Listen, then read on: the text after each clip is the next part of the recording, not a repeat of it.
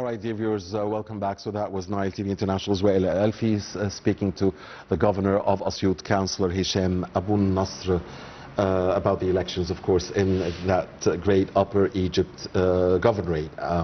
We're back here in the studio with our dear guest, Dr. Ahmed Isaaq, the head of the Committee for Persons with Disabilities at the National Council for Human Rights. Dr. Isaaq, we promise our viewers that we'll be talking about the economic effect of political participation. How do you see the effect, indeed, of the previous success of the Senate elections and now the House of Representative elections, political participation, its effect on the economy, on development? What's the link there, and is it a direct link, is it an indirect link? So you take us through. It's very important to in any democracy that we found the stability of the whole system. What does it mean? We have, according to our law, the House of Representatives will be elected every 5 years. What we found since the new republic had been launched, that 2015 we had a House of Representative election, 2020 we have a House of Representative election, now 2025 we have the third election for the House of Representatives. That reflects the real intention of the new republic to create a strong, stable democracy in Egypt. So as a result, that will allow all the investors all over the world to get more trust and more desire to invest inside Egypt, that allow to get more foreign currency, more increase the rate of labor, reduce the amount of unemployment. That all will allow the Egyptian economy to get better. So it's very close related between the political and economic system. Right. Now, this is the 10th of December, so it's the International Day for Human Rights. So, first of all, why is it? Why was the 10th of December chosen? Dr. Isaaq, we want to continue here for the 10 minutes or so that we have left, talk about International Day for Human Rights. And of course, by the way, elections, political participation, that's a political right, that's an important part of human rights. So we are still, you know, we haven't gone out of scope here. Yes. So why the 10th of December? Yes, in 10th of December 1948, the Universal Declaration for Human Rights was launched for the first time, and it was the first document to reflect and represent the main human rights in a document in the new era. So the Universal Declaration of Human Rights was entitled or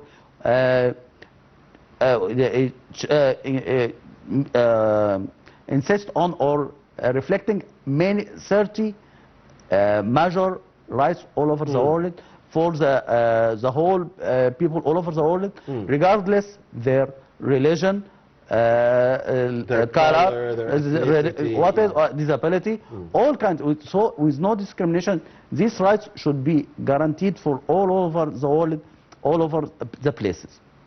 So it was by 10th of December 1948 the first day for Universal Declaration of Human Rights. Yeah, if we walk through some of these rights, you mentioned no discrimination, we have equality and dignity, right to life, liberty and security, and others. And I guess many of these rights, I mean, if we say right to liberty, so that has a connection with political participation, doesn't it? Liberty, freedoms, sure. Voting. Sure. Yeah.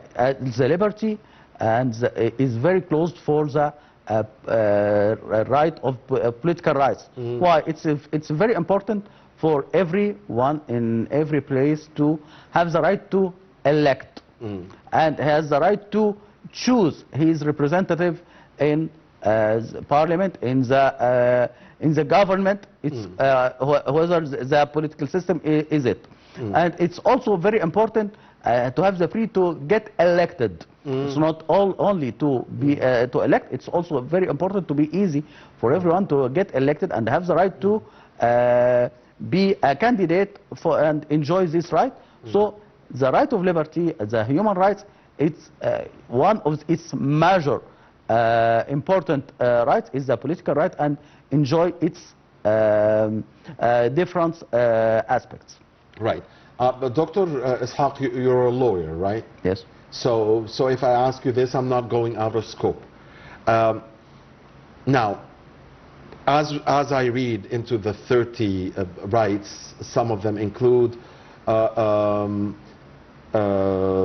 equality before the law, right to legal remedy, no arbitrary arrest or detention, fair and public trial, presumption of innocence, and I mean, so many of them have to do with the law. Yes. Egypt recently modified the personal procedural yes, criminal procedures law. Laws. Yeah. And there were also some remarks by the president that were made in that direction. It was returned to the House, and the outgoing House now, and it modified it, and then it came back. Talk to us about that new law, and how is it, in your view, for the better? Okay. First of all, the old law was written or was issued more in the 30s, in the last century. So it's now about almost 100 years old. It's about 90 years.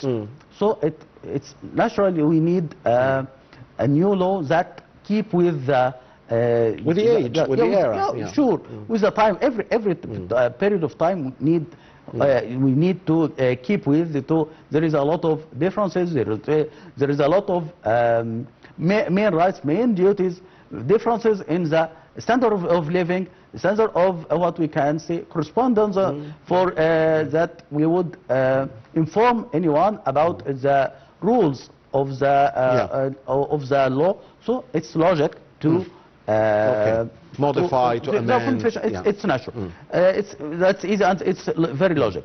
The second point that the president was returned the first bill of law because there was some or specific articles that was needed to be modified to keep with highest degree of achieving the guarantees of the freedom of the people. So as a result, we get the law that keep with new era, new time, that keep with this time, that achieving the highest degree of freedom and assuming the innocence of all criminals until they get a trial. So are we there yet? Yeah. I mean, you're a lawyer. I'm asking a lawyer here. Are you totally satisfied with the new law, or do you still think, from the point of view of a lawyer, that you need more? In my point of view, every law there is nothing is perfect. Right. But if we make a comparison between this law and what is before, it's good. There is an improvement. Okay. It's a step, a higher step. But we would, if we need to test it perfectly, we would test it. We would test it after many years, after a period of time, after the application of this law. Very important point indeed, Dr. Isaaq. Again, as we walk through the 30 rights, we go back to the political participation again. When you say freedom of thought, or freedom of opinion.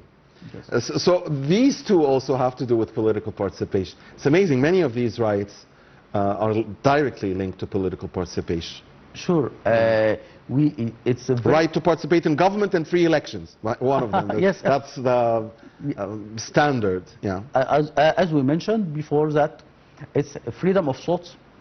Is very related of the freedom of speech, freedom of expression, and it's also a freedom to choose your representative and to be free to choose your the appropriate candidate in every point of view for everyone.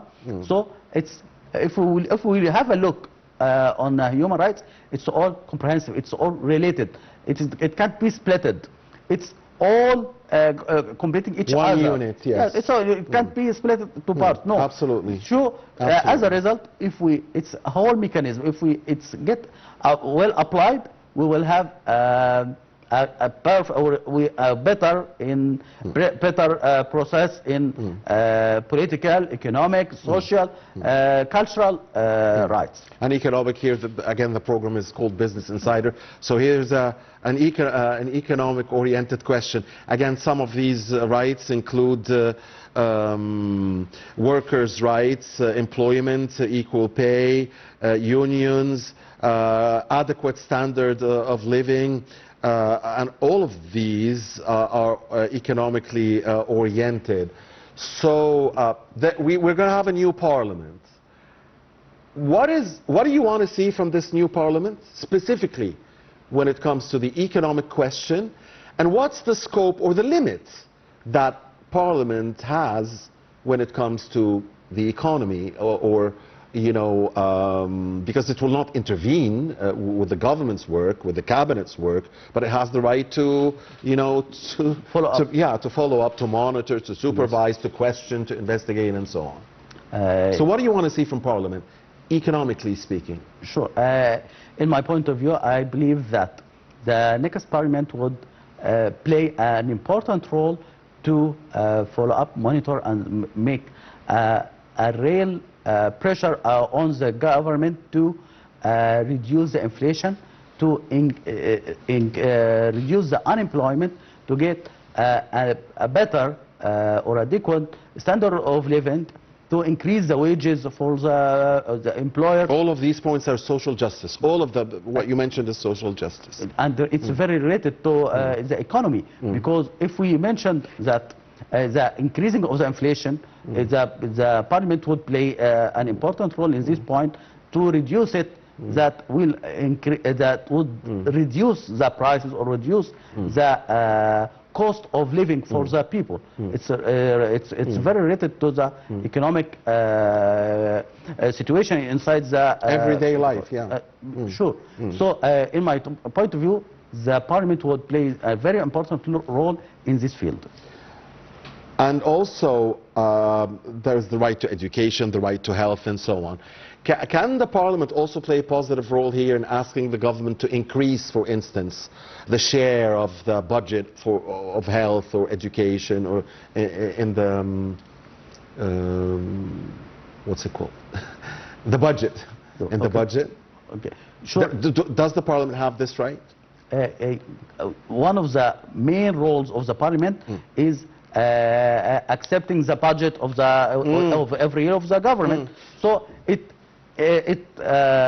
shares the amount of share for every part of the budget is the right of the Parliament. Yes. So it would make a press or make a pressure on the government to increase or reduce the amount for every part of the budget, to increase education, increase the health care, whatever it would do the government, would do the House of Representatives in this point. And this is what we only see, isn't it? Sure. And so I guess we could say that Parliament, although sometimes it doesn't have the direct role, but indirectly speaking, it can do a lot of things. I guess it's not it's indirect. It's direct, not indirect. Really? Yeah, I get, because it affects the amount of the budget related to any part of this. It make a pressure on the government to increase, to reduce the prices or something like that. Sure, it is not indirect. I guess it's direct. One final question. We have seen some, and I guess big improvement when it comes to the rights of peoples with special abilities and people with disabilities here in Egypt in the past 10 years or so. A big leap. But again, what do you want to see more? I mean, in the upcoming period from Parliament and from others, and you work at the National Council for Human Rights, so I mean, you're an official here. I mean, you are tasked with a big responsibility. What is it you're working for, and what do you want to see in the upcoming years? In my point of view, about for the last 10 years, we found a huge or a great achievement for the people with disability. But it doesn't mean we reach the top of the rights or the standard of rights for them. We still need more accessibility all over the places. We need it, especially in transportation. We need more accessibility in governmental building and housing. It's also, we still need more efforts, exert more efforts in the field of employment. The law, the Egyptian law make a guarantee for the persons with disability to have 5% in every company or any place of persons with disability, but they still, it is not effective, and if it is effective, they don't have a similar wages. It's also a problem. It is not also to get employed. It's very important to get similar wages with others, with no discrimination.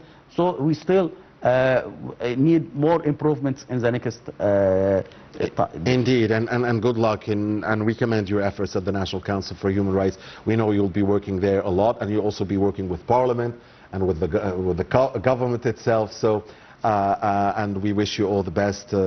Our dear distinguished guest, Dr. Ahmed Isaaq, political analyst and the head of the Committee for Persons with Disabilities at the NCHR, the National Council for Human Rights. It's been a great pleasure. Thank you. Thank you. Thank you. Thank you, sir, very much. And thank you, dear viewers, for watching us. Please stay with Nile TV.